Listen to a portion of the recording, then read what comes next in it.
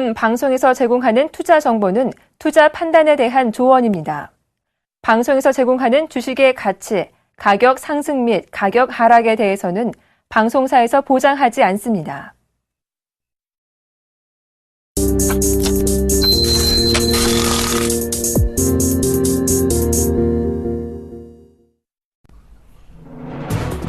시청자 여러분 안녕하십니까? 출발 증시와이드 2부의 김동현입니다. 전일 코스피 지수는 우크라이나발 지정학적 리스크가 완화되면서 상승 출발했으나 외국인들이 순매도로 돌아서면서 상승폭을 좀 축소하는 모습이었습니다. 코스닥 지수 역시 상승 출발했으나 기관과 외국인들의 양매도 공세에 상승폭을 축소하면서 마감했는데요.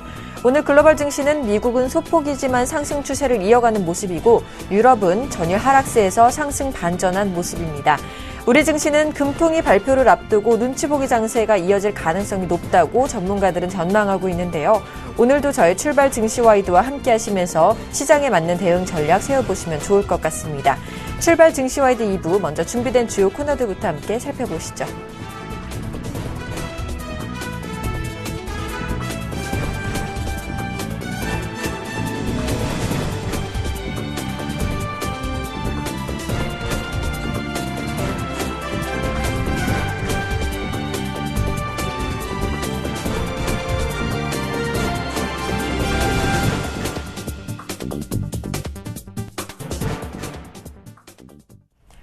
넘버원에게 듣는다 시간입니다. 샘플러스 박종현 멘토와 전화 연결해 보겠습니다. 안녕하십니까?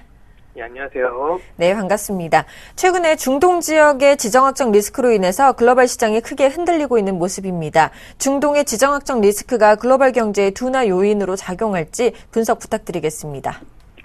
예, 먼저 그거에 대해서 말씀드리기 전에 네. 어제 그 뉴욕 증시에 대해서 잠깐 살펴보고 넘어가도록 하겠습니다. 예, 그 뉴욕 증시 같은 경우는 어제 그 지정학적 위기감이 조금 완화되면서 소폭 상승한 모습을 나타냈었는데요.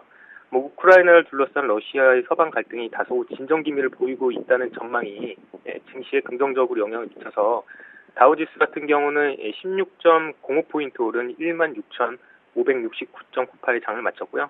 그다음 나스닥 지수는 30.43포인트 상승한 4,401.33을 기록하며 마감을 했습니다. 어떻게 다소 그 지정학적 리스크가 완화되는 느낌이 나오고 있지만 그래도 지금 투자자들 입장에서는 중동 지역의 리스크에 대해서 상당히 신경을 쓰이는 부분일 텐데요. 제가 이 부분에 대해서 자세하게 분석을 해드리도록 하겠습니다. 지난 8일 그 미국 정부에서 이라크 북부를 차지한 이슬람 국가의 활동이 과격해짐에 따라서 해당 지역에 대한 공습을 승인을 했었는데요. 그동안 미국은 정치적이나 재정적 부담을 우려해서 이라크에 대한 군사 개입을 자제를 했었습니다. 하지만 이처럼 공습을 단행한 미국의 행동에 향후 이제 중동 지역의 상황이 이제 어떻게 전개될지가 투자자들 입장에서 또는 일반 많은 사람들에서 되게 막 궁금증을 자아내고 있는데요. 이거 시나리오를 한번 분석을 해봤습니다. 세 가지로 이렇게 분석을 해봤는데, 하나는 이제 간헐적이고 단발적인 공습 정도가 진행되면서 현 상황이 유지되는 경우이고요. 그다음에 두 번째는 주변국들은 별 움직임을 보이지 않는데 이라크 내에서 이슬람 국가와 이라크 정부 간의 국지전만 심화되는 경우, 그다음에 마지막으로 주변국들의 적극적인 참여로 중동 지역 전체적으로 이제 분쟁이 심화되는 경우인데요. 이 경우가 좀 위험한 경우입니다. 그러니까 이 경우 같은 경우는 발생 가능성이 그렇게 크게 3번 시나리오 같은 경우는 발생 가능성이 그렇게 높지는 않지만 파급력이 되게 큰데요. 이게 이제 중동 지역 전체 문제로 이제 확산된다는 것인데 그렇게 되면은 아무래도 유가나 유가나 물가 상승에 대한 부분을 고려를 해볼 필요가 있겠습니다. 그래가지고 한번 그 유가에 관련된 부분, 지금 표가 이제 그 표를 잠깐 보게 되면은요, 과거 80년대 초에 그 이란이나 이라크 전쟁, 그 다음에 90년대 초반에 이라크와 쿠웨이트 분쟁, 그 다음에 2003년도 2차 걸프전, 그 다음에 2010년에 그 MENA 사태 이런 쪽이 아까 전에 말씀드린 그 중동적 전체적인 분쟁 심화 이런 시나리오 범주에 이제 속하게 되는데요. 이렇게 됐었을 때 과거 유가가 급등을 했었습니다. 하지만 이런 경우를 제외를 하고는 조금 미비할 것으로 이제 예상이 되고 있는데요. 그래서 이제 최근 이와 관련해가지고 저기 그 오른쪽 표를 보시게 되면은 그 현대경제연구원에서 자료를 준비를 한 것인데 그 시나리오, 그러니까 1번하고 2번 같은 경우는 그렇게 걱정할 필요가 없습니다. 근데 이제 밑에 이제 시나리오 3번 상황에서는 국제 유가가 한 30%의 수준의 상승 압력을 받을 것으로 지금 추정을 하고 있고요. 그 다음에 국내 경제의 0.5포인트 상승, 그 다음에 GDP는 0.15%의 하락 압력을 직면하게 될 것인데 좀 상당히 크게 압력을 받게 되기 때문에 가급적이면 3번 같은 그런 시나리오가 되지 않기를 바라야 되겠습니다. 지금 대부분 전문가들은 그 미국 오바마 대통령의 지상군 투입과 관련해가지고 뭐 적극적인 군사 활동 가능성은 안 할 것으로 이제 예상을 하고 있어가지고 그리고 이제 3번 시나리오 같은 경우는 이제 나오지 않을 것이라고 이제 예상을 하고 있지만 예상을 하고 있습니다. 따라서 이제 그런 중동 위기가 전면적으로 이제 확대되지는 않을 것이라고 보통 보고 있고요. 저 또한 개인적으로 그렇게 보고 있습니다. 그래서 지금 같은 시장 상황에서 너무 그런 중동의 지정학적 리스크에 대해서 신경을 쓰기보다는 앞으로 국내 증시의 모멘텀이 될 수 있는 그 최경환 부총리 초이노믹스죠. 거기에 대해서 오히려 신경을 더 쓰셔야 되지 않을까 이렇게 개인적으로 생각을 하고 있습니다.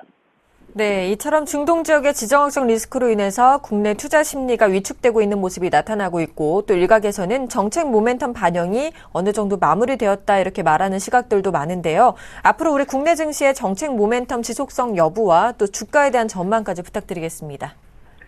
예, 지금 조금 주가가 조정을 받고 있어서 앞으로 좀 더 조정을 받을 수는 있겠지만요. 정책 모멘텀의 반영이 다 마무리된 것은 아니라고 보고 있습니다. 그 7월 중에 2100포인트 진입을 시도하게 만들었던 거는 누구나 알고 있겠지만 그런 초이노믹스라는 명칭으로 회자되는 최경환 부총리 중심의 정부 경기 부양책에 대한 기대감이었습니다. 하지만 지금 그런 경기 부양책에 대한 기대감이 좀 다소 완화된 느낌이 나는데요. 지금 시점을 이렇게 딱 분석을 해보게 되면은 7월 24일 날 그 하반기 경제 운영 방안을 발표하고 나서 그리고 이어서 이제 6일 날 세법 개정안까지 발표가 되면서 그 1차 그 정책 발표 일정이 마무리됐다고 볼 수가 있겠는데요. 그런 이제 정책 모멘텀 관점에서만 생각해 볼 때는 지난주 증시의 뭐 하락은 정책에 대한 막연한 기대감이 작용을 했던 걸로 이렇게 그냥 보여주고요. 그게 일단락되었다고 이렇게 볼 수가 있습니다. 하지만 그건 단기적인 것이고요. 이런 단기적인 기대감을 통해서 증시가 이제 빠르게 반응하는 시기는 이제 지났고 이를 앞으로 중장기적으로 이제 실질적인 그런 정책의 도입, 그래서 그를 통해서 유발되는 정책의 효과, 예를 들어서 최경환 부총리가 많이 강조하는 내수 회복, 배당 투자 확대, 부동산 경기 회복에 대해서 이런 것들이 이제 시차를 두고서 중장기적으로 현상이 나타날 수가 있습니다. 그에 따라서 그게 주가에 크게 반영될 수가 있다는 거, 여기에 대해서 좀 민감하게 반응을 하시고요. 그리고 저기 보시면은 그 최경환 부총리가 이렇게 주장한 골자죠. 그 내수 경기 활성화, 그 다음에 뭐 민생 안정 이런 쪽으로 해가지고 쭉쭉 나오고 있는데요. 거기에 대해서 좀 자세하게 읽어볼 필요가 있습니다. 내수 경기 활성화가 되게 되면은 수출 주도가 아니죠. 그렇게 되면 금융이나 건설 이쪽으로 또 증시에 자금이 몰릴 가능성이 있다. 더 추가적인 지수가 상승을 하게 된다면은. 그래서 이런 부분을 조금 생각을 많이 해보실 필요가 있고요. 그리고 또 이제 중요한 거는 이번 주죠. 그 최경환 부총리가 제시한 그런 정책들이 지금 국회에 지금 아직까지 통과가 안 되고 있는데 이게 만약에 조속한 시일 내에 통과되는 모습이 보인다거나 또는 이번 주죠. 금통위에서 시장 컨센서스 같이 이제 기준금리 인하를 단행하면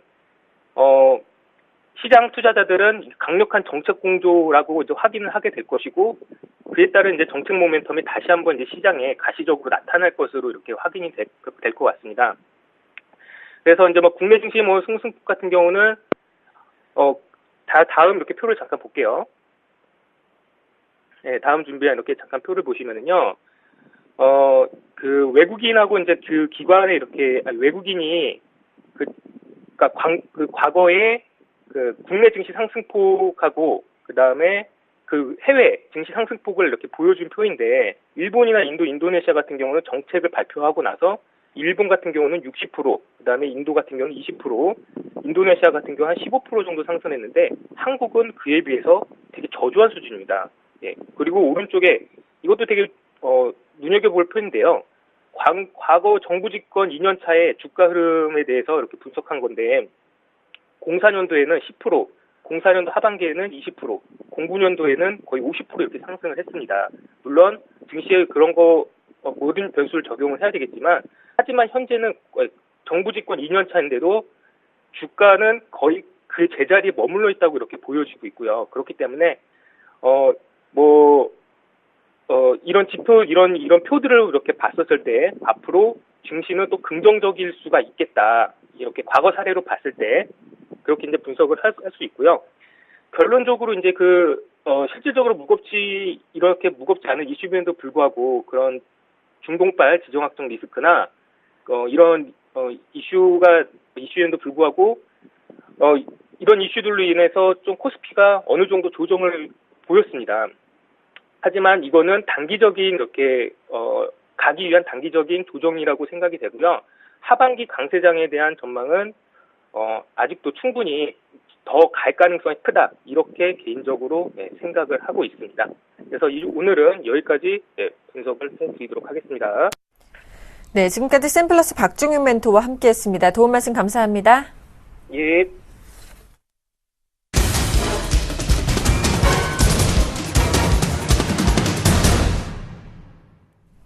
시초가 공략주를 알아보는 시간입니다. 이상로의 한방 시작해보겠습니다. 샘플러스 이상로 멘토와 함께합니다. 안녕하십니까? 네, 반갑습니다. 이상로입니다. 네, 반갑습니다. 지난주 화요일 관심주였던 우성사료가 수요일 고가 3,645원을 찍고 4.7%의 수익률을 거두셨습니다. 자, 너무너무 안타깝습니다. 5%에 미치지 못해서 무승부가 되셨는데요. 따라서 전체 승률은 11승 12무 9패입니다. 우성사료 아직 관심 갖고 계신 분들 위해서 자세한 AS 해주시죠. 예, 맞습니다. 일단, 추천했던 날 또 갭상승이 떴습니다. 갭상승이 뜨고, 갭상승에서 이제 우리가 계산을 하다 보니까, 거기에 대해서 조금은, 퍼센테이지를, 목표가를 도달하지 못했다고 생각을 하는데요. 그만큼 단기적으로 큰 시세를 냈다는 거죠. 같이 위치적인 부분 보시면, 하단에서 곧장 추천하자마자 크게 오르는 모습이 나타났습니다. 그리고 다시 한번 더 조정을 나타내는 상태고, 주가 추이 자체는 꺾이지 않았죠. 지금 큰 테두리 안에서 놓고 봤을 때, 여전히 긍정적인 관점으로 우리가 이 주가를 보셔야 되고, 현재는 저가 자체를 지금 지지를 하고 난 다음에 다시 한번 더 올리는 그런 모습이 나타나고 있습니다. 예. 그런 상태이기 때문에요. 지금은 여기에서는 대부분 다 수익을 조금 거뒀으리라고 그렇게 판단을 하고, 추가적인 상승 기조도 좀 더 기다려보셔도 충분히 나타날 수 있는 종목군이다. 그래서 지금 배합사료 업체들 같은 경우에는 최근 들어서 모습이 상당히 좋습니다. 그래서 2분기 실적 발표를 앞두고 있는 상황이기 때문에 이 상승 추세는 좀 더 이어가지 않을까, 그렇게 말씀을 드리도록 하겠습니다. 우성사료 보유하고 계신 분들께서는 앞으로도 계속 관심 가져봐도 좋을 것 같습니다. 오늘장 시초가 5% 공략주는 어떤 종목 준비하셨나요? 예, 오늘 장에서 준비한 종목은 STS 반도체를 가지고 왔는데요. STS 반도체, 바로 시스템 메모리 반도체죠. 우리가 지금까지 메모리 쪽에 집중되어 있었다면 지금은 시스템 반도체 쪽에 다시 한번 더 눈길을 줘야 되는 그런 시기다. 그렇게 조금 말씀을 드리겠습니다. 주가 추이를 한번 크게 놓고 한번 보시면, 자, 예전에 10,000원대로 시작을 했습니다. 그리고 다시 한 번 더 그 가격대까지 왔지만 돌파를 하지 못하고, 지금 다시 한 번 더 2,000원대까지 내려갔다가 3,000원대 주가를 회복했던 상태인데, STS 반도체, 그만큼 예전에 유망했다는 거죠. 하지만 최근 들어서 모습이 상당히 안 좋죠. 주가 자체는 실적을 타고 주가는 상당히 많이 빠졌던 상태입니다. 일단 2분기에는 기저효과가 나타난다고 저는 봅니다. 1분기를 기점으로 해서 지금은 회복 단계에 놓여 있고, 최근 들어서 모브 반도체라든지 아니면 이런 시스템 반도체 쪽에 관심이 달라지고 있다는 거죠. 그러면 메모리 칩에 어느 정도 국한되었던 모습 자체가 지금 다시 한 번 더 그 외의 영역으로, 반도체 영역으로 크게 확장될 수 있는 그런 분위기가 나타나고 있고, 필리핀의 자회사가 있습니다. 그 자회사가 10% 이상의 영업이익률을 꾸준히 나타내면서 수익성을 기여를 시키고 있다는 점도 우리가 좀 꼭 체크를 하셔야 되는 점입니다. 자, 주가 추이 한번 같이 보겠습니다. 주가 추이 한번 보시면요. 고점 이 부분이죠, 지금. 여기에 꾸준히 지금 박스권 상단 자체를 돌파를 할까 말까 하는 그런 모습이 꾸준히 나타났었습니다. 자, 매수가는 시초가 말씀을 드리겠고요. 목표가는 플러스 5%, 그리고 손절가는 하단에 3,170원을 손절선으로 대응을 하시길 바라겠습니다. 네, 또 강연회가 있으시다고 들었는데요. 강연회 설명 좀 해주실까요? 네. 예, 시청자 여러분. 저하고 이상무 멘토와, 그리고 예병근 멘토 둘이서, 창원과, 그리고 구미 강연을 합니다. 그래서 창원 강연회 같은 경우에는 8월 15일 날 광복절이죠. 광복절 이벤트로 같이 여러분들을 만나뵈러 지방 중소도시를 갈 예정입니다.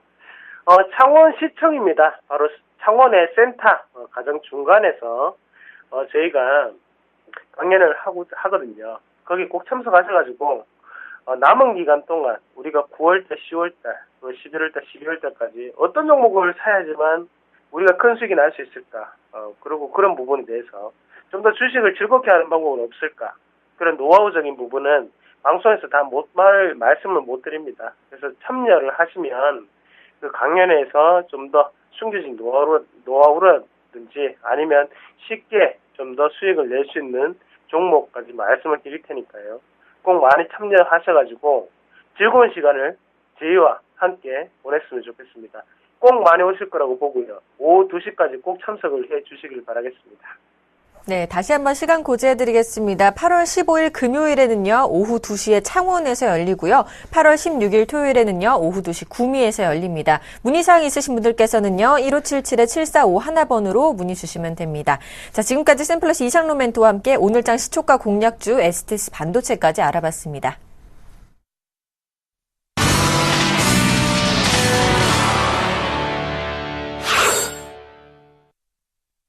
장 개장까지 5분여 정도 앞두고 있습니다. 오늘 장 전망과 출발 상황 분석을 JB스탁의 김진경 연구원, 메리츠 종금증권 강남금융센터의 김근호 연구원과 함께하겠습니다.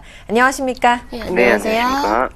자, 먼저 김진경 연구원께서 시장 어떻게 보시는지 오늘 시장 예상 좀 해주시죠. 네, 일단 코스피 지수의 경우는 지금 현재로서는 2046선에 시작을 하려는 모습 보이고 있고 코스닥의 경우는 546선에서 좀 거래를 하려는 모습 보이고 있습니다. 일단은 코스피의 경우가 이제 그 글로벌적인 좀 악재로 인해서 좀 상당히 좀 하락세를 보여왔지만은 이제는 조금 더 반등이 나오지 않을까 이렇게 예상이 들고 있습니다. 그러니까 왜냐하면은 어쨌든가 이제 그 중동 지역의 리스크가 상당히 주가에는 크게 좀 변수로 작용했지만은 이제 이런 리스크가 점차적으로 완화가 되면서 뉴욕 증시도 어제 좀 상승 마감을 했고요. 일단 중동적 리스크를 좀 역사적으로 본다면 일단 단기적으로만 조금 그 리스크가 작용했기 때문에 이제는 서서히 리스크가 좀 해소 국면이 될 수가 있겠다 이렇게 말씀을 드려보겠습니다. 또한 이제 정책 모멘텀을 또 빼놓을 수가 없겠는데 일단 경제팀에서는 경기 활성화 정책을 내놓으면서 이에 따른 모멘텀도 상당히 좀 주가에는 긍정적으로 작용이 될 것이다 이렇게 판단이 되고 있고요.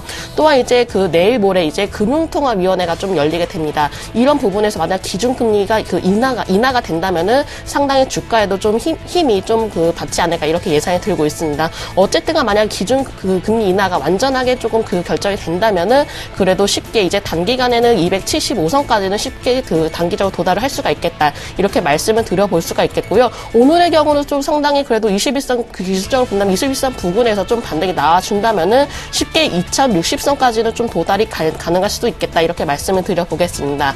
코스닥의 경우 상당히 조금 그동안 워낙에 좀 낙폭이 과대한 모습을 보였었는데 이제는 점차적으로 반등 구간이 되고 있습니다. 현재로서 약간의 조금 횡보세가 보이고 있지만은 위에 이평선이 내려오는 만큼 조만간은 좀 강한 상승세를 좀 기대를 해볼 수가 있겠고 만약에 이제 좀 21선을 강하게 좀 돌파를 한다면은 그래도 555선까지는 충분하게 좀 도달이 가능하지 않을까 이렇게 예상이 들고 있습니다. 자, 그렇다면 오늘장 강세 예상 업종도 한번 알아보도록 하겠습니다. 김근호 연구원님.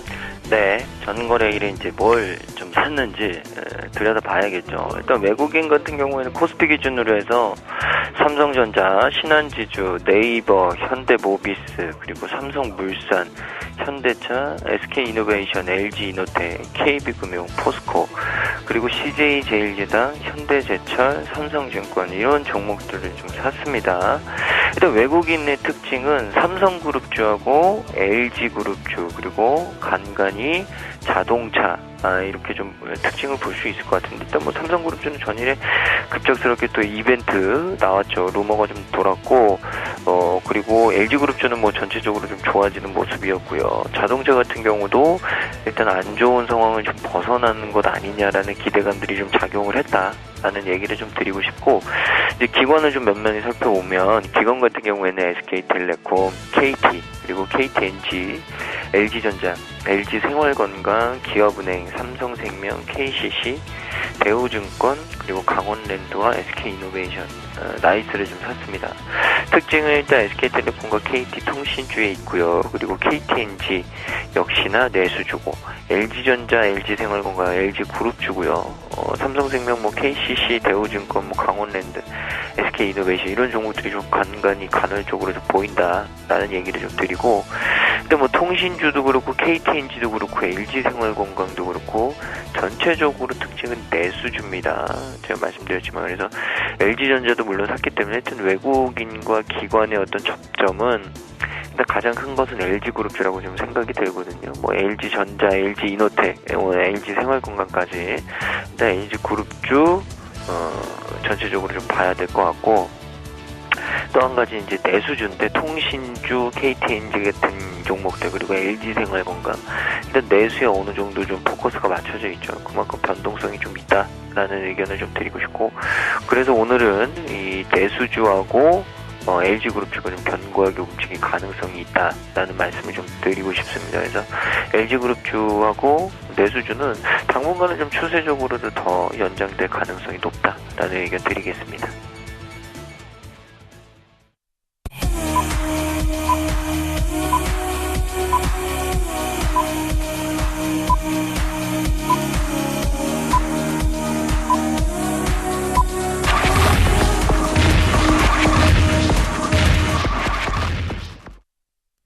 (8월 12일) 화요일 우리 시장 개장을 했습니다. 먼저 개장 분위기부터 살펴볼까요? 일단 선물 지수부터 좀 살펴보도록 하겠습니다. 현재 이제 선물 지수의 경우는 264선에서 좀 거래를 이제 시작을 하려는 모습 보이고 있는데, 일단 선물 지수의 경우는 그동안에 외국인이 워낙에 좀 매도세를 보여왔기 때문에 상당히 좀 주가가 밀리는 듯한 모습을 보였고요. 하지만 어제는 기관에서 수폭에 좀 매수자가 들어와 줬기 때문에 오늘도 마찬가지로 수급으로 인해서 좀 다시 한번 좀 반등이 예상이 되지 않나 이렇게 생각이 들고 있습니다. 일단 선물 지수의 경우는 오히려 외국인들은 좀 매도를 보이고 있고, 기관에서는 어제부터 좀 소량의 좀 매수세가 들어와 주고 있기 때문에 오늘도 마찬가지로 기관에서 어떤 그 수급을 좀 받쳐줄 수가 있을지 여부도 한번 좀 살펴보시는 게 좋으실 것 같고요. 일단 코스피의 경우는 뭐 어제 2030선까지도 좀 밀리는 듯한 모습을 보였는데, 오늘은 좀 강한 반등을 보인다면 한 2040선까지도 충분히 좀 도달을 하는지 여부도 좀 함께 살펴보실 필요가 있겠습니다. 어제의 경우는 외국인과 기관이 모두 양매도를 좀 보였지만은 그래도 그 주가는 좀 선방하는 모습 보였고요. 현재 이제 코스피의 경우는 2048선에서 시작을 하는 듯한 모습 보이고 있습니다. 오늘 장 시작부터 21선 위에 좀 안착을 하려는 듯한 모습 보이고 있고요. 오늘 장 막판까지도 21선 위에 안정적으로 좀 안착을 한다면은 추가적인 좀 반등세를 기대를 해볼 수 있지 않을까 이렇게 예상이 들고 있습니다. 또한 오늘도 외국인과 기관이 또한 양매도로 보일지 여부도 함께 좀 주가를 보시면서 살펴보시는 것이 좋겠고요. 일단 코스닥 지수의 경우는 지금 현재 548선에서 거래가 되고 있는 듯한 모습입니다.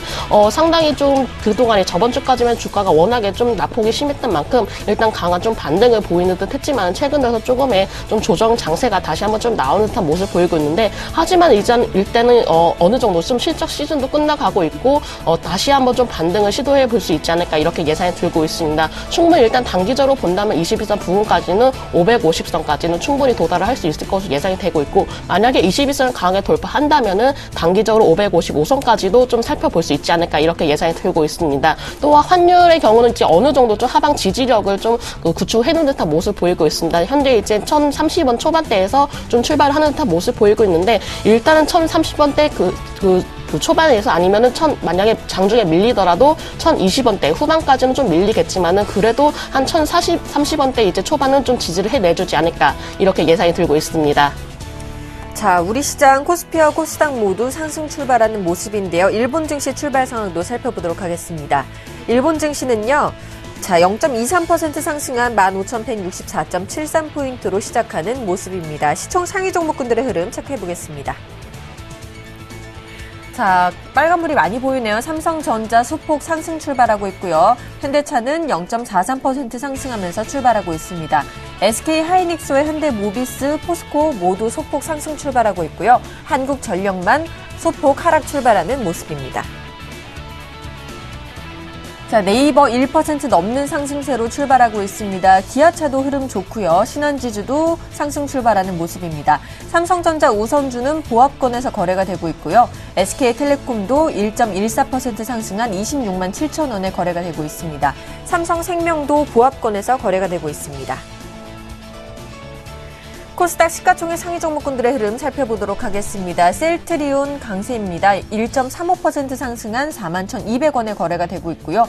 파라다이스도 오늘은 강세를 보이고 있습니다. 1.03% 상승하면서 출발하는 모습입니다. CJ 오쇼핑과 GS 홈쇼핑도 모두 소폭 상승 출발한 모습이고요. 동서와 다음은 소폭 하락 출발하는 모습입니다. 자, 현재 업종 분위기도 한번 살펴볼까요? 김근혜 연구원님. 네, 일단 뭐 전체적으로 좀 강하게 시작을 했고요. 코스피 같은 경우에는 일단 증권, 그리고 통신, 운수장비, 기계, 운수창고, 그리고 서비스, 그다음에 제조, 뭐 대형, 그다음에 건설, 금융, 전기전자, 음식료 이런 순도 좀 움직이고 있거든요. 일단 증권 쪽이 역시나 좀 좋다. 지수의 영향을 좀 많이 받았다라는 얘기를 좀 드리고, 키움증권이 제일 많이 오르고 있네요. 그다음에 이제 하나투자증권, 우리투자증권, NH동협증권, 그리고 골든브리지증권, KTB투자증권, 우리투자증권 이제 올라가고 있고요. 뭐 신영증권, 뭐 교보증권, 대우증권 대부분의 증권주들이 좀 오르고 있다라는 말씀드리고, 통신 같은 경우에도 오늘 3사 모두 플러스로 좀 시작을 했습니다. 일단 제일 강한 거는 역시나 SK텔레콤이 제일 좀 빠르게 움직이고 있다라는 말씀을 드리고, 운수장비 쪽 같은 경우에는 대유에이텍, 삼성중공업, 현대미포조선, 현대중공업 오늘은 뭐 장이 반등해서 그런지 아니면 낙폭과대 때문에 그런지 몰라도 조선주들이 좀 오늘 반등이 나오네요. 그리고 대유신소재, 인지컨트롤스, 태양금속, 기아차, 임팩, 화신, 삼성공조, 그러니까 이 대부분의 어떤 이 자동차 부품업체들 좀 좋은 모습 보여주고 있다라는 말씀을 드리고, 오랜만에 기계업종이 또 상승권에 좀 들어와 있네요. 삼양엔텍, 화천기공, 나라KI, 신성ENG, 대림통상, 우진플라임, EN3, 대동공업 이런 종목들 플러스로 좀 시작을 하고 있고요. 운수창고 쪽은 뭐 보통 통운주, 그러니까 뭐 소위 말하는 우리가 이제 이 물류 관련주들이죠. 한솔로지스틱스, CJ 대한통운, 현대글로비스, 동방 1% 넘는 수준의 상승을 보여주고 있고요. 한진해운, 대한해운, KSS해운 같은 해운업체들도 좋은 모습을 좀 보여주고 있다라는 말씀을 드리고, 서비스 쪽에서는 뭐 여러 가지가 좀 혼재되어 있는데 눈에 띄는 건 SKCNC, 그리고 삼양홀딩스, 신송홀딩스, 그리고 영원무역홀딩스, 지주회사 역할들을 하는 홀딩스 회사들이 오늘 조금 상승폭을 키우고 있고요. SK이노베이션도 1% 넘는 수준의 상승을 좀 보여주고 있다. 역시나 뭐 화학 쪽에서도 다뤄지겠죠. 화학 쪽은 한국화장품제조, 그리고 경농, SH에너지화학, 넥센타이어, 한국쉘석유, 미창석유, 태광산업, 한화 이런 종목들이 플러스로 좀 시작을 했고요. 전체적으로 뭐 대한유화라든지 KPX, 화인케미칼, 롯데케미칼 같은 퓨어캠 쪽도 오늘은 상승폭을 좀 보여주고 있다라는 말씀을 좀 드리고 싶습니다. 그래서 그 다음으로는 뭐 건설과 금융이 업체력 뒤치락하고 있는데요. 일단 건설업종도 뭐 고점 이후에 다시 한번 좀 이 반등을 모색하는 모습. 오늘은 이제 한신공영이라든지 고려개발 이런 종목들, 경남기업, 화성산업 이런 종목들 플러스로 시작을 했고, 대부분의 대형 건설업체인 현대산업이라든지 GS건설, 대우건설, 대림산업, 뭐 신세계건설 다 오늘 플러스로 좀 시작을 하는 모습을 좀 보여줬습니다. 중소형주 쪽 흐름은 일단 오락문화, 금융, 코스닥 신성장, 컴퓨터 서비스, 운송장비 부품, 소프트웨어, 운송 제약 업체들 올라오고 있는데요. 오락문화 쪽은 게임주들 그리고 영화산업 관련주들이 좀 있는데 YG 엔터테인먼트주들하고 이제 미디어 콘텐츠 쪽이 좀 있는데 YG 엔터가 오랜만에 좀 반등이 나오고 있고요. 미디어 플렉스도 낙폭과대에 따른 기술적인 반등을 좀 보여주고 있습니다. 금융 쪽은 최근에 대성창투 좋았던 것 같고요. 한토신, 하나머스트스펙, 이트레이드 증권이 2% 넘는 수준의 상승폭을 좀 보여주고 있습니다. 컴퓨터 서비스 쪽에서는 솔루션 업체라든지 SI 업체들 많은데 오늘은 아담정보기술, 한솔인티큐티브, S넷, 브리지텍 이런 종목들 플러스로 좀 시작을 했다라는 말씀을 좀 드리고 제약주 좀 눈에 띄는데 그 이유가 오늘 대한약품도 그렇고요. 서울제약, 인트론바이오, 인포피아, 에스텍파마 같은 종목들 많이 오르고 있고요.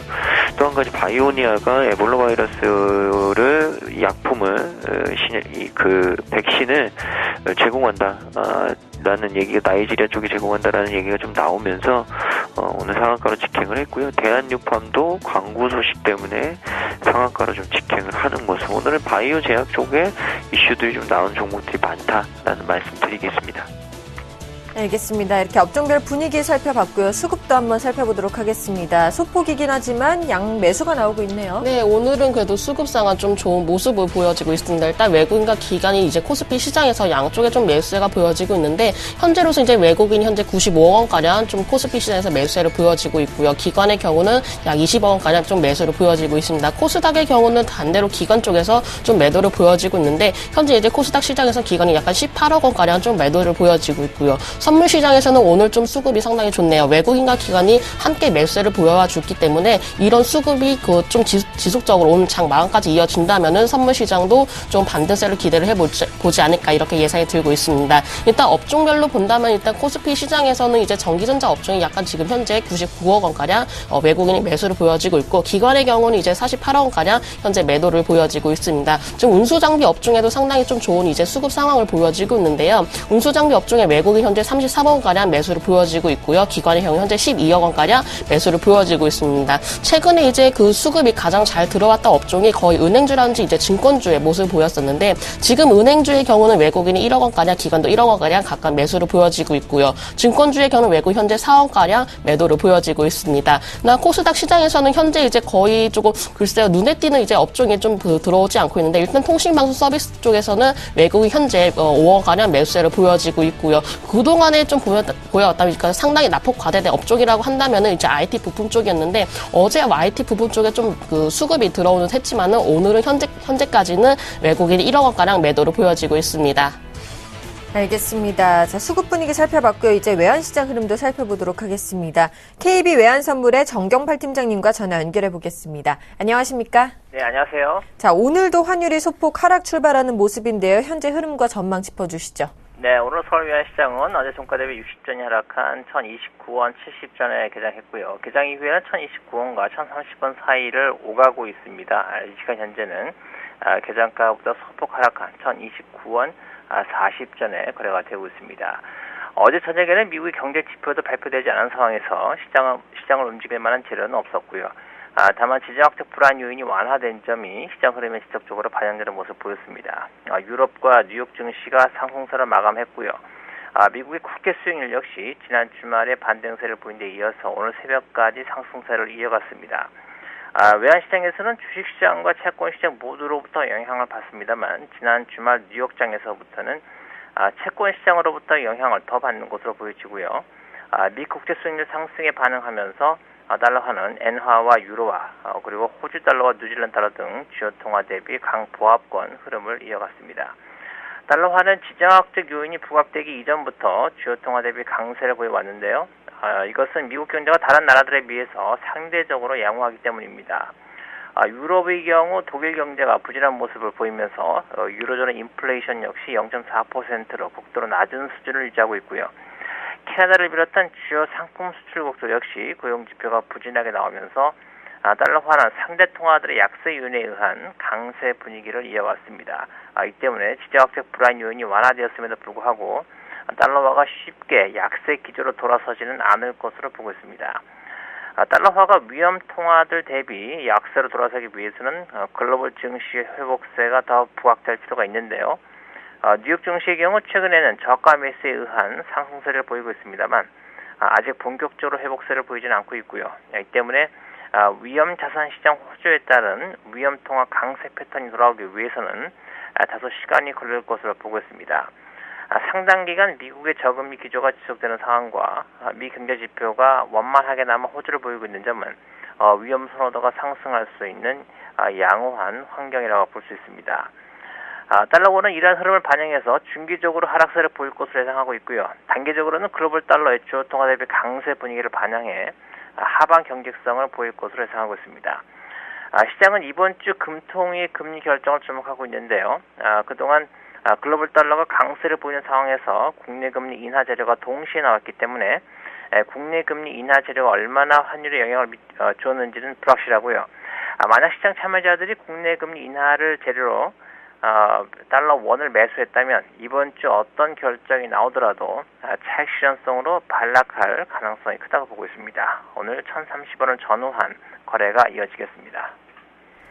지금까지 KB 외환선물의 정경팔 팀장님과 함께 외환시장 동향 살펴봤습니다. 도움 말씀 고맙습니다. 네, 감사합니다.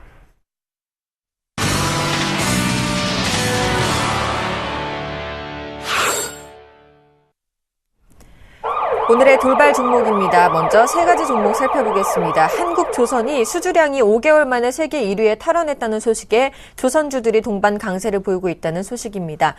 두 번째로는 SKCNC입니다. 2분기 실적 호조에 강세를 보이고 있다는 소식이고요.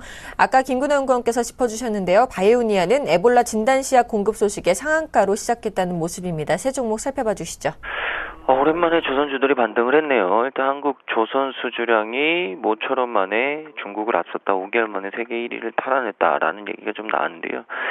12일 국제조선해운 시황 분석기관이 클락슨이라는 회사에 좀 따르면 7월 국가별 수주 금액이 수주 실적이 나왔는데 한국이 33척, 139만 9천 CGT, 중국이 57척인데 척수로는 뭐 앞섰죠. 근데 중요한 게 이제 이 표준 화물선 환산 톤수라고 하는 제가 말씀드린 CGT인데 CGT가 122만 3천 정도 됩니다. 그러니까 결국에는 이 화물선의 어떤 환산 톤수, 그러니까 뭐 실을 수 있는 어떤 물길동량이 되겠죠. 이걸로 따지면 일단 이 한국이 앞섰다. 그러니까 뭐 큰 배들을 좀 많이 했다라는 부분을 좀 받아들이면 될 것 같고 전월에 비해서 한 3.6배 정도 늘어난 규모라고 합니다. 그래서 월간 시장 점유율로도 한국이 한 42.8%, 중국이 37.5%, 일본이 3.5% 정도 되는데 일단 한국이 중국을 좀 앞선 부분, 이 부분이 좀 눈에 띄는 것 같고요. 삼성중공업의 유조선과 가스 운반선, 그리고 대우조선해양의 야말 프로젝트 쇠빙 LNG선, 이 빅3 조선소의 대형 선박 수주가 좀 증가하면서 수주 실적이 좀 크게 늘어났고요. 7월, 1월에서 그러니까 7월 2개죠. 지금까지 2개로는 한국이 206척이고, 이 CGT로는 724만 5천 CGT, 중국이 582척이고, CGT로 환산을 하면 1136만 6천 CGT입니다. 여전히 6개로서는 중국에 좀 크게 뒤져 있고요. 수주 금액 기준으로도 중국이 208억 달러, 한국이 193억 달러로 중국이 약간 앞서 있습니다. 그러니까 뭐 하반기까지는 좀 달려봐야 되지 않을까라는 말씀을 좀 드리고 싶고, 아울러서 또 남은 일감을 뜻하는 이 수주 잔량이라고 하죠. 수주 잔량이 일단 다시 좀 증가한 부분, 이 부분은 전 세계의 어떤 조선 시장의 호재로 좀 받아들여지고 있고요.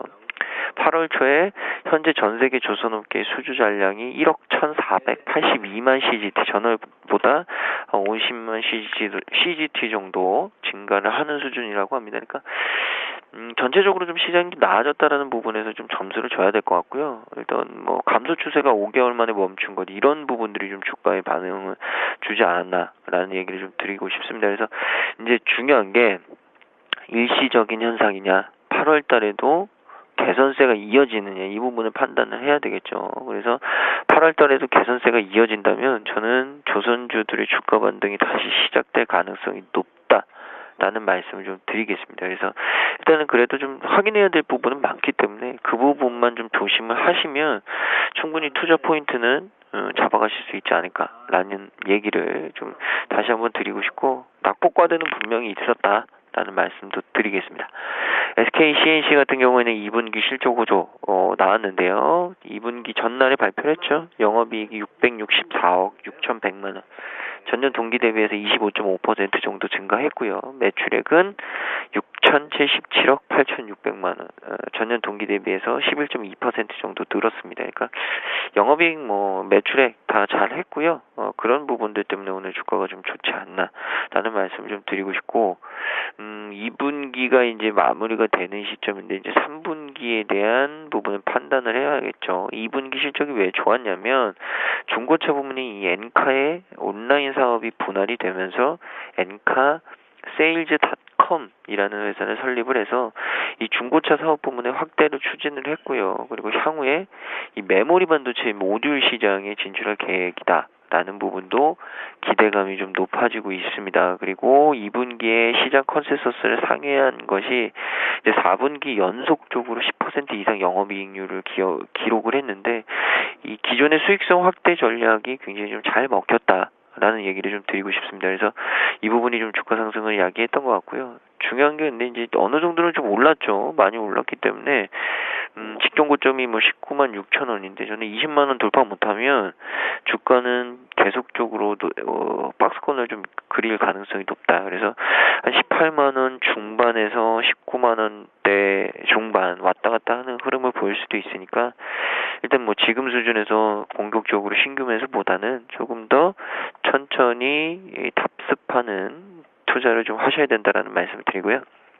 오늘 코스닥에서 가장 핫한 종목은 바이오니아입니다. 에볼라 진단 시약을 나이지리아에 공급한다라는 소식 때문에 상한가로 직행을 했는데, 지난 4월부터 이 나이지리아 대리점 요청에 따라서 에볼라 바이러스 진단 시약을 개발을 했고요. 지난주에 나이지리아 현지에 공급을 했다고 밝혔습니다. 진단 시약을 우선적으로 먼저 공급을 하고 구체적인 공급 규모는 향후에 확정할 계획이라고 하고요. 지난 2009년 신종플루 확산 당시에도 이 신속히 신종플루 확진 시스템을 개발하고 공급한 바가 있습니다. 그러니까 바이오니아에 대한 기대감은 과거에 했던 이력들을 살펴보면 충분히 가질 수 있다는 얘기를 좀 드릴 수 있을 것 같고요. 이런 부분들이 오늘 상한가로 직행하는 어떤 이슈를 만들었다. 중요한 게 이제 앞으로죠. 오늘 모멘텀 때문에 상한가 갔는데 이제 내일은 어떻게 되느냐. 만약에 내일도 상한가 가면 내일은 상한가로 마무리가 된다라는 가정하에 내일 모레 정도에는 좀 고민을 하실 때가 된 거죠. 그러니까 고민을 분명히 좀 하셔야 되는 자리가 상한가 2번, 아니면 내일 만약에 상한가 못 간다면 내일 정도에는 좀 고민을 해보셔야 되지 않을까라는 말씀 드리겠습니다. 알겠습니다. 바이오니아까지 살펴봤고요. 세 종목 더 살펴보겠습니다. 첫 번째로는 증권주들이 강세를 보이고 있다는 소식입니다. 정부 정책에 따른 수혜가 기대된다는 소식 때문에 강세를 보이고 있고요. 두 번째로는 YG 엔터테인먼트입니다. 자, 대표적인 신인이죠. 위너가 음원 차트 1위에 강세를 보이고 있다는 소식입니다. 세 번째로는 경동 나비엔입니다. 신규 공장이 증설됨에 따라서 매출 성장 전망이 된다라는 소식에 급등세를 보이고 있습니다. 세 종목 살펴봐 주실까요? 네, 일단 증권주가 최근 들어서 상당히 좀 강세를 보여나가고 있습니다. 일단 증권주의 경우는 오늘 소식 보니까 가격 제한폭이 좀 확대된다, 이런 그 소식으로 인해서 좀 강세를 보이는 것으로 판단되고 있는데, 일단 증권주 하면은 최근에 이제 정부 그 정책에 대한 수혜를 가장 크게 좀 있지 않을까, 이런 기대감도 상당히 주가에는 좀 반영이 되었던 것 같습니다. 일단 가격 제한폭이 좀 확대가 된다면은 어느 정도 좀 정부 정책에 대한 수혜뿐만 아니라 지금 상황에서 이제 거래 대금도 늘어나고 있기 때문에 이 점도 마찬가지로 증권주에는 좀 긍정적인 영향을 미치지 않았나, 이렇게 예상이 들고 있고요. 또한 내일 모레 열린 이제 금융통화위원회에서 만약 기준금리 인하가 완전하게 좀 결정이 된다면 상당히 또 그 기대감이 높아지고 수혜를 받는 업종이 또 증권주이기도 합니다. 따라서 이런 기대감도 주가에 어느 정도 좀 크게 반영이 되지 않았나, 이렇게 예상이 들고 있습니다. 일단 증권주의 일단 전망 같은 경우 저는 3분기까지는 좀 그래도 어느 정도 호조세로 보여질 수가 있겠다, 이렇게 말씀을 드려보겠습니다. 왜냐하면은 증권 회사들이 그동안에 과거에 워낙에 이제 구조 조정으로 인해서 어느 정도 좀 악재는 거의 다 좀 해소가 된 상황이기 때문에 이런 구조 조정을 마친 상황에서 당분간은 좀 실적도 점차적으로 좀 개선이 될 것이다 이렇게 예상이 들고 있고요. 어쨌든간 정책에 그 관해서는 일단 정부 정책에서는 이제 금융에 관련된 이런 분야들을 좀 어느 정도 좀 개선해 나가고 있기 때문에 이런 부분에 있어서도 상당히 좀 큰 수혜를 입지 않을까 이렇게 예상이 들고 있습니다. 따라서 증권주를 보유하신 분들은 일단은 조금 더 보유를 하시라는 이제 전략을 말씀을 드려보겠고 3분기까지도 좀 실적은 완전하게 뭐 해소가 된 것은 아니지만은 그래도 점차적인 이제 개선을 한번 좀 기대를 해볼 수가 있겠다 이렇게 말씀을 드려보도록 하겠습니다. 두 번째 종목 YG엔터입니다. YG엔터가 오늘 이제 신인그룹 위너 그 음원 차트 1위의 소식으로 인해서 오늘 좀 1%대 현재 1%대 강세를 보여지고 있는데 일단 엔터주의 경우는 상당히 그동안 낙폭 과대가 되었던 업종인데 이제는 슬슬 이제 점차적으로 반등을 보이면서 이제는 조금은 좀 한번 좀 접근을 해볼 만한 업종이기도 하지 않나 이렇게 예상이 들고 있습니다. YG엔터도 마찬가지고 뭐 SM이라는 여러 엔터주 관련 모두 일단 작은 소식임에도 불구하고 워낙에 주가가 민감하게 작용이 되고 있기 때문에 항상 이제 뉴스에 유의하자 이렇게 말씀을 드려볼 수가 있겠고 어쨌든 이제 신인 그룹이 음원 차트 1위라는 이제 소식이 상당히 좀 주가에는 크게 좀 반영이 될 것으로 예상되고 있습니다. 일단 엔터주의 경우는 워낙에 이전 그 인력이 워낙에 좀 중요하게 좀 작용이 되고 있기 때문에 앞으로도 신인 그룹뿐만 아니라 기존에 있던 가수들까지도 음원 차트에 좀 긍정적인 소식이 들려온다면은 상당히 주가에도 크게 반영이 되지 않을까 이렇게 예상이 들고 있고요.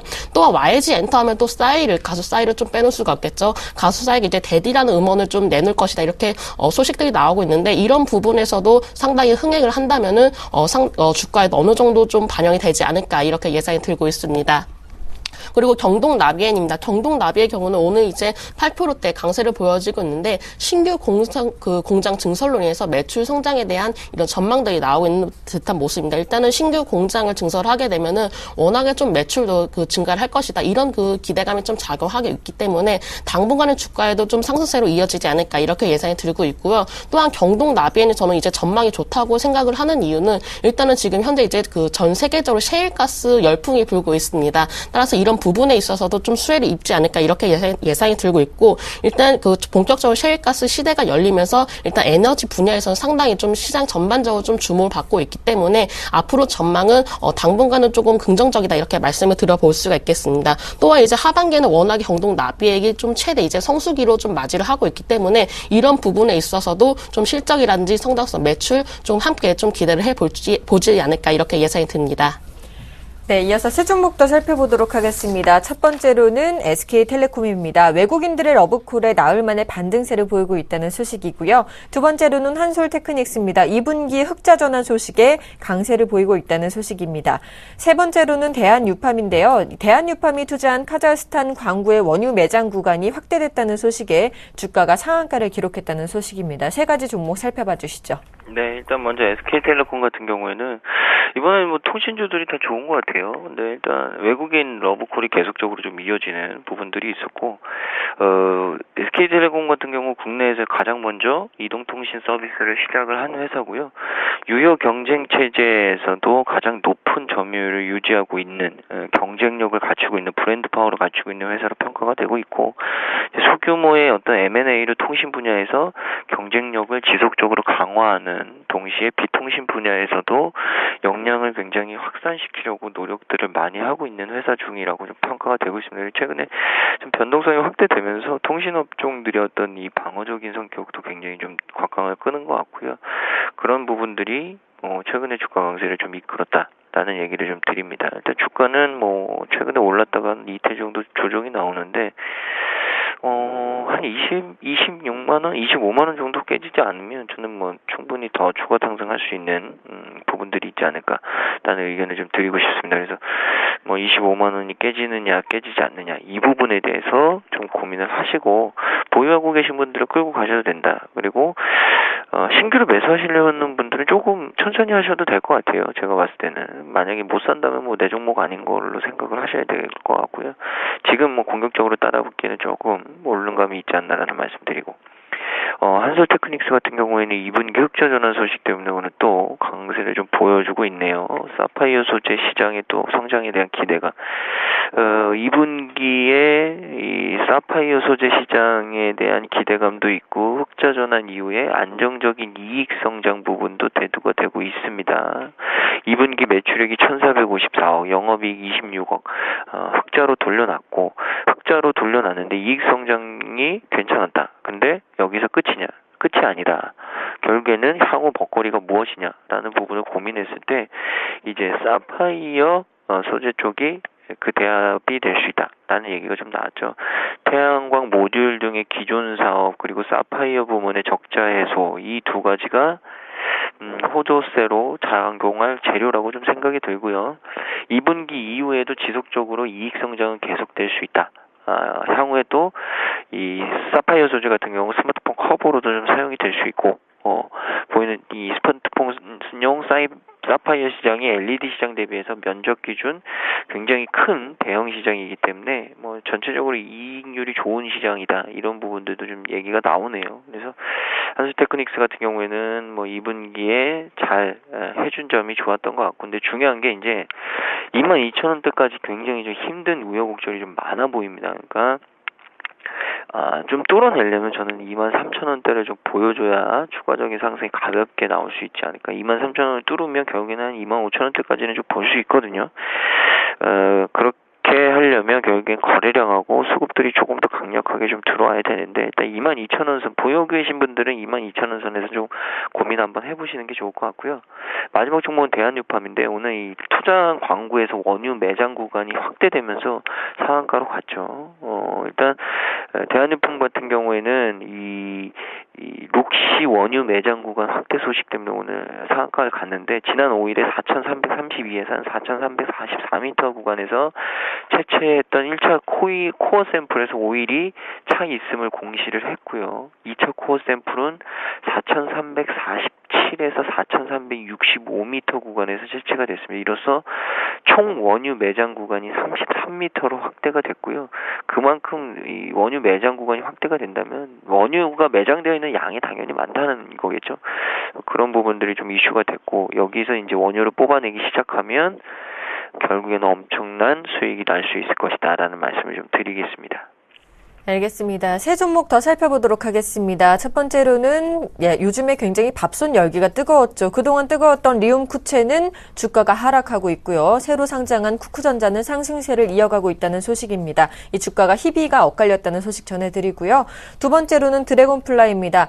중국에서 모바일 레이싱 게임인 가속스캔들을 출시했다는 소식에 드래곤플레이의 주가도 가속 페달을 밟았다는 소식입니다. 세 번째로는 삼양사인데요. 2분기 실적 개선 기대감에 상한가를 기록했다는 소식입니다. 세 종목 살펴봐 주시죠. 일단 리움쿠친과 쿠쿠전자가 서로 간의 주가가 좀 엇갈리는 듯한 모습을 보이고 있습니다. 쿠쿠전자의 경우는 상장 후부터 꾸준한 좀 상승세를 이어와 주고 있고요. 리움쿠친의 경우는 좀 고점을 찍고는 지금 단기간적으로 좀 낙폭이 과대한 모습을 보여지고 있는데, 일단은 두 종목의 이제 공통적으로 살펴보면 이제 밥솥 이제 업체이긴 하지만은 그래도 중국 시장 쪽으로 원활하게 좀 수출을 하고 있다는 점입니다. 따라서 일단 중장기적으로 본다면 이런 중국 시장이 좀 활성화가 된다면 상당히 좀 크게 수혜를 입지 않을까 이렇게 예상이 들고 있고, 일단 쿠쿠전자의 경우는 상장한 지 얼마 안 되었기 때문에 아직 뚜렷한 모멘텀이라든지 기술적으로 좀 판단하기 어렵겠지만은 그래도 일단은 쿠쿠전자가 그 시장 점유율도 상당히 좀 크게 차지를 해 나가고 있고, 우리나라뿐만 아니라 해외 쪽으로 시장을 확대해 나가고 있기 때문에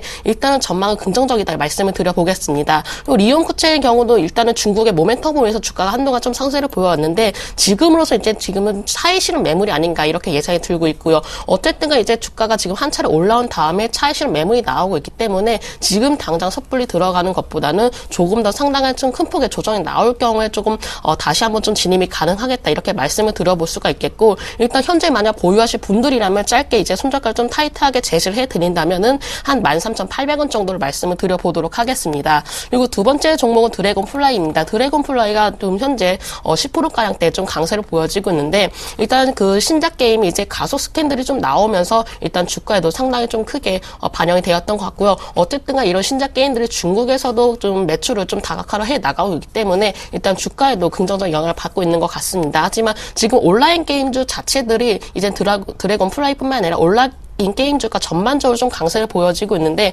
일단은 너무나 좀 급등세를 보여왔기 때문에 지금 이제 추격 매수는 피하자 이렇게 말씀을 드려볼 수가 있겠고 만약에 이런 그 신작 게임들이 중국에서도 계속적으로 진출을 하고 있고 중국뿐만 아니라 홍콩이나 대만 쪽으로 진출이 그 가시화되고 있고 만약에 해외 쪽에서도 매출이 꾸준하게 발생이 되고 있다면은 앞으로도 주가가 상승하는 데 있어서도 어느 정도 좀 힘을 받지 않을까 이렇게 예상을 해볼 수가 있겠습니다.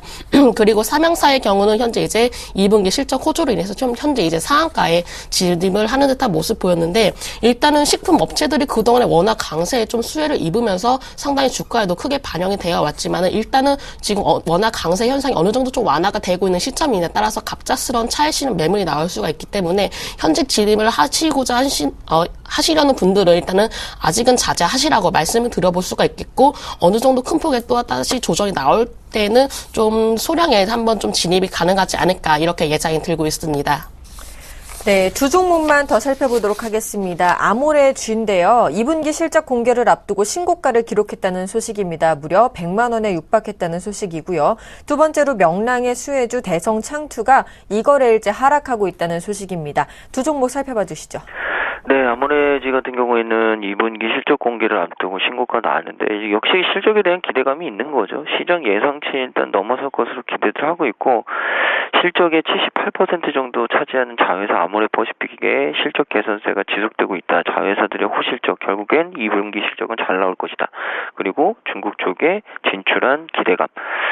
뭐 나쁠 게 없는 것 같습니다. 그래서 역시는 뭐 올라온 것 같은데 중요한 건 이제 어느 정도 반영이 된 것 같다라는 말씀을 좀 드리고 싶습니다. 이게 한 44만 원대부터 55만 원대까지 굉장히 좀 54만 원대까지 오래 가다가 이거를 다 뚫어냈거든요. 결국에는 최근에 뭐 55만 원, 53, 4만 원대부터 뭐 지금 97만 원대까지 올라왔기 때문에 어느 정도 굉장히 좀 반영은 돼 있다라는 말씀을 좀 드리고 싶고 뭐 거래량이 좀 많이 터져줘야 한 번 더 슈팅은 나올 수 있지 않을까. 일단 신규 매수는 자제들 하셔야 될 것 같고요.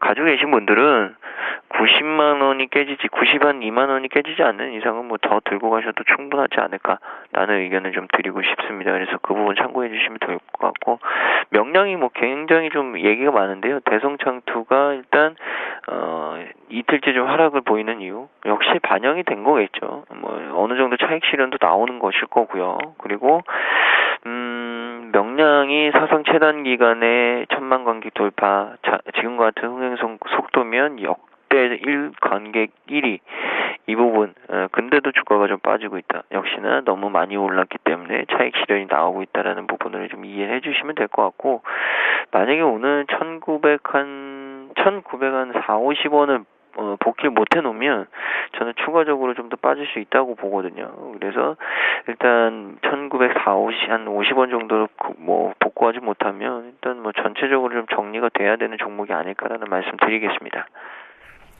자, 알겠습니다. 지금까지 JB스탁의 김진경 연구원, 메리츠 종금증권 강남금융센터의 김근호 연구원과 함께했습니다. 도움 말씀 감사합니다. 네, 감사합니다. 네, 감사합니다.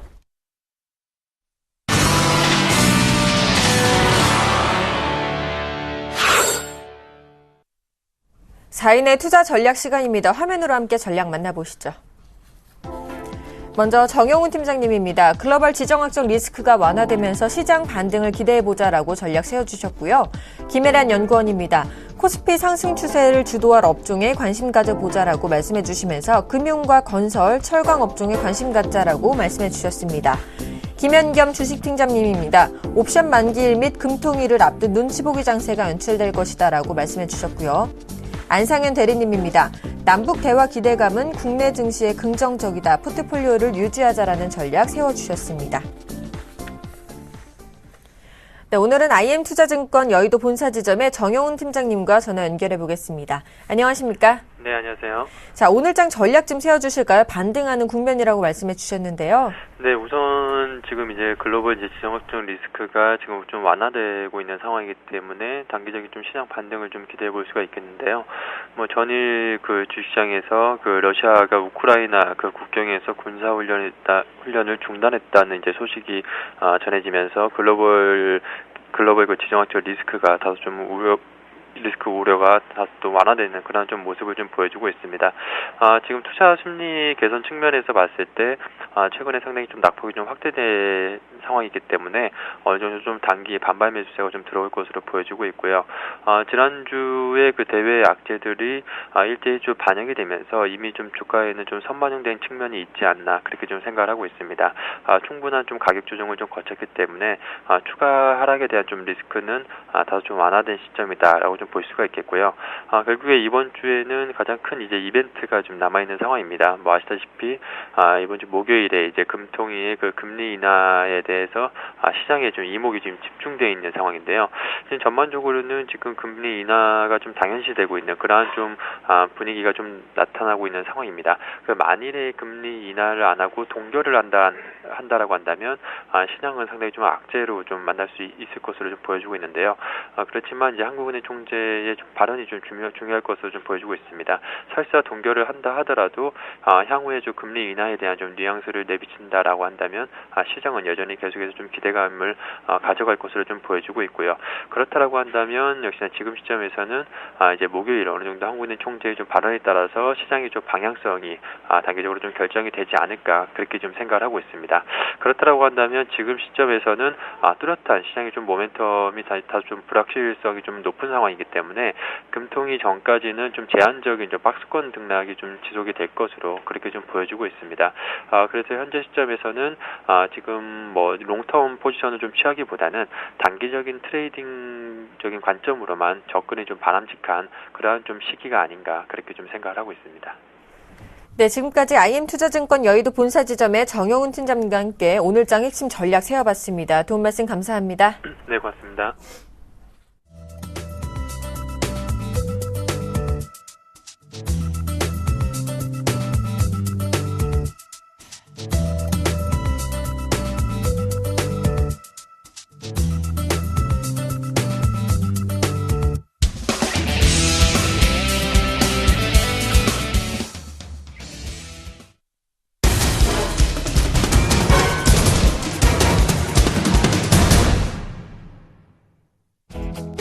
안녕하십니까. 죄송합니다. 목이 좀 갔습니다. 오전장 저가 매수로 오후장 역전을 여러분 시간 역전의 명수 예병구 멘토입니다. 목이 오늘 좀 많이 쉬었네요. 제가 아침에 연습을 하고 왔는데도 목이 돌아오질 않았습니다. 자, 조금 듣기가 거부가시더라도 조금만 참아 주십시오. 자, 이제 하반기 주도 업종에 대한 윤곽들이 좀 잡혀가고 있습니다. 그래서 요 얘기 오늘 좀 드릴 겁니다. 간다 확 간다인데요. 자, 스마트폰 부품주들이 지금껏 조정을 많이 받았습니다. 그런데 스마트폰 부품에 새로운 수혜주들이 나오고 있죠. 그래서 요거를 한번 짚어볼까 합니다. 바로 중국 샤오미 폰에 대한 열풍에 대해서인데요. 요것은 이제 중기적 모멘텀의 관점으로 좀 볼 수 있겠습니다. 첫 번째로 이 샤오미 폰이 지금 깔려져 있는 애플리케이션이라든가 이런 모든 부분들이 지금 보게 되면 애플과 굉장히 비슷하게 가고 있어요. 그래서 애플과 비슷하면서도 저가의 어떤 새로운 가격대를 형성하고 있기 때문에 이 차별적 가격 경쟁력이 확보가 되어 있는 상황이에요. 그래서 중국 내에서도 인기가 높지만 결과적으로 지금 보면 지금 한국 내에서도 공동구매 열풍이 불고 있는 등 여러 가지 이 샤오미폰에 대한 어떤 새로운 기대감들이 많이 형성이 되고 있습니다. 중국에서도 역시 마찬가지예요. 그래서 이 부분 좀 참고해 보셔야 될 것 같고요. 삼성전자의 스마트폰 부품주들이 상대적으로 좀 약세인 반면에 이 샤오미폰 부품주들은 오히려 상대적으로 좀 강세를 띠고 있죠. 근데 금일은 조금 조정을 받고 있습니다. 이때 저가 매수로 오후장 역전을 노려보는 것이 현명한 전략이라고 보여지는데요. 자, 이 샤오미 관련주 어떤 것들인지 한번 살펴보도록 하겠습니다. 자, 일단 이노칩입니다. 자, 이노칩이 최근 들어 조금 많이 올랐죠, 그죠? 일봉상으로 보게 되면, 자, 최근에 들어와서 요 확대 보면 좀 많이 올랐습니다. 그런데 아직도 추세상 상승 쪽에 있고 지금은 약한 건전한 조정에 들어와 있는 거죠. 그죠? 그 다음에 물론 상방향 쪽에서의 저항대는 있습니다. 하지만 이 이노칩 샤오미폰 부품주에서 어떤 역할을 충분히 할 수 있고, 지금 밑에서 보면 장기 우상향, 이제 여기서 뾰족선을 그릴 것이 아니라 실적이 받쳐주게 되면 여기서 둔각을 만들면서 서서히 올라가거나 급등의 형태를 나타낼 것입니다. 자, 그 점 참고해 보시면 좋겠고요. 블루콤이 웨어러블 디바이스였는데 이제는 샤오미폰 부품주로서의 역할을 또 해나가고 있습니다. 웨어러블 디바이스 시장으로 많이 올랐다가 조정이 들어왔죠. 그러면서 횡보가 나올 수 있는데 여기서는 박스권 상단과 하단을 생각해 보셔야 되고요. 자, SK하이닉스 왜 샤오미폰 부품주냐? 결국은 이 샤오미폰이 LTE 환경과 더불어서 어떤 환경적 부분을 조성할 것인데 거기서 꼭 들어가는 것이 모바일 D램입니다. 그래서 이 부분도 참고를 해보셔야 될 것 같고요. 심텍 역시 마찬가지입니다. 최근 들어와서 좀 급상승이 있었는데 이것이 바로 샤오미폰에 대한 역할이었습니다. 그런데 여기 잘 보면 지금 저항대로 자리 잡았던 것을 완벽하게 돌파를 했습니다. 그렇다면 지금 이 관련주 중에 우리가 탑픽으로 잡아볼 수 있는 게 뭐 있겠느냐에 대한 부분입니다. 심텍이라든가 이런 것들은 아직까지 추세상으로 보면 주봉으로 볼게요. 하락선상에 있습니다. 그죠? 하락선상에 있어요. 추세상 아직 추세를 꺾고 올라오고 완벽히 뚫었다고 볼 수는 없죠. 그죠? 그래서 강하지만은 일단은 탑픽이 될 수는 없을 것 같아요. 그 다음 SK하이닉스입니다.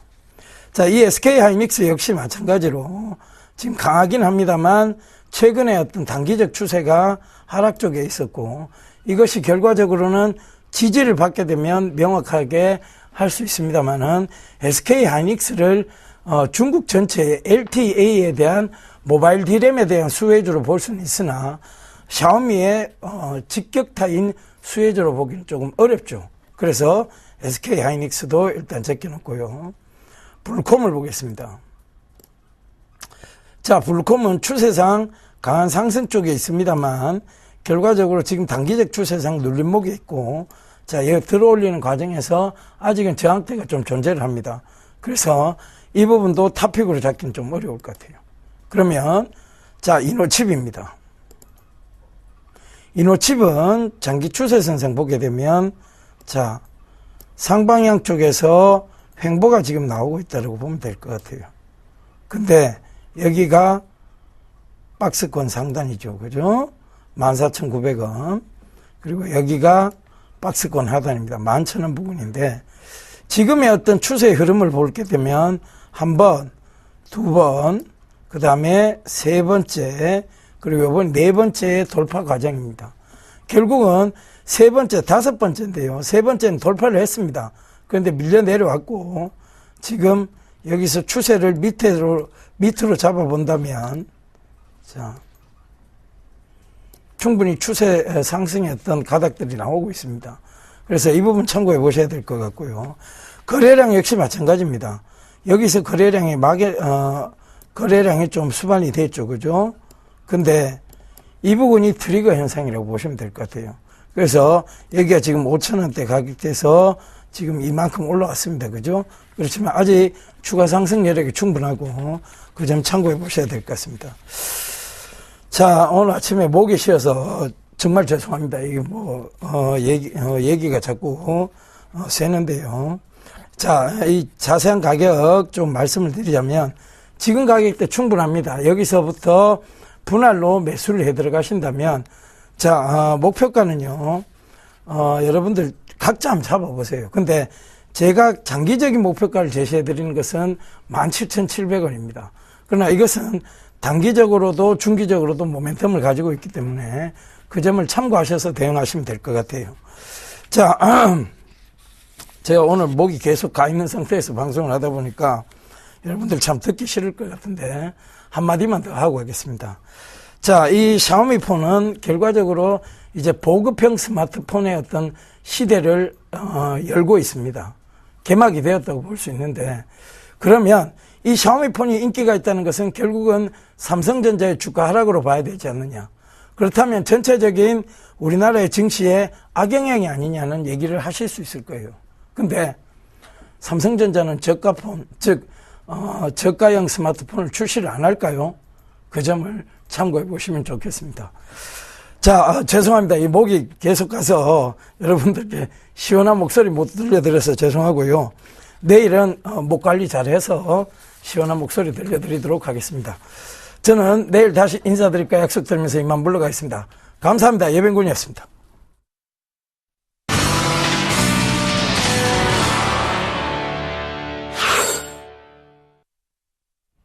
오늘 양시장 모두 기분 좋게 상승 출발했는데요. 현재 코스피 지수는 외국인과 기관의 양매수로 인해서 2050포인트를 회복한 2052포인트에서 거래가 되고 있습니다. 코스닥 지수 역시 547포인트에서 상승하며 거래가 되고 있습니다. 출발 증시와에도 오늘 준비한 소식은 여기까지입니다. 시청해주신 여러분 감사합니다.